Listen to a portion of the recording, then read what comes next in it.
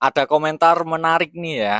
Masalahnya haram bang. Nah, terima kasih sebelumnya ya, sesama umat muslim memang harus saling mengingatkan.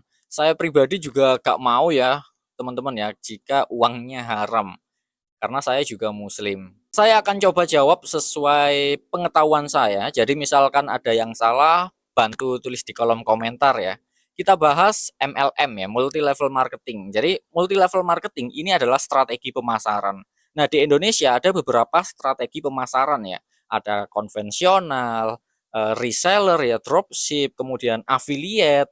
Nah, semua itu bisa menjadi haram, bisa juga menjadi halal, tergantung prakteknya ya. Biasanya ada 7 transaksi bisa dikatakan haram ya, sesuai di layar.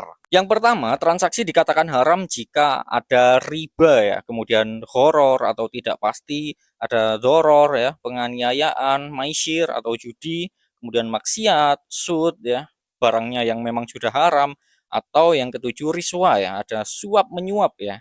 Nah, yang paling umum yang mengatakan MLM haram itu biasanya gara-gara katanya ya, ada unsur riba, kemudian horor ya, ketidakpastian, kemudian maisir ya, judi, ataupun zolim ya katanya yang gabung belakangan akan dirugikan. Nah, sekali lagi teman-teman harus bisa bedakan MLM yang benar dengan money game teman-teman ya. Nah, biasanya yang ada unsur riba itu ya money game tadi, karena rata-rata sih gak ada produknya ya. Kita disuruh naruh uang ya, tanam modal, nanti dijanjikan dalam 1 bulan dapat bunga sekian atau dalam setahun dapat bunga sekian. Nah, itu masuknya riba teman-teman. Kemudian ketidakjelasan ya, karena uangnya gak tahu diputar buat apa, buat trading atau invest atau buat apa gak tahu ya teman-teman ya. Seandainya ada produknya pun biasanya produknya juga tidak jelas kandungannya, manfaatnya, jadi hanya sebagai kedok saja.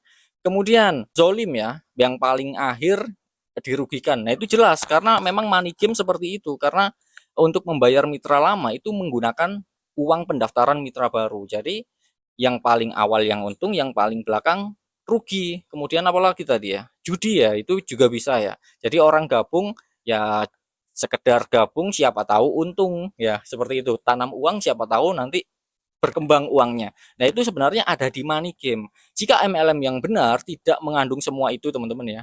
Jelas tidak ada riba, karena untuk gabung pun kita beli produk ya.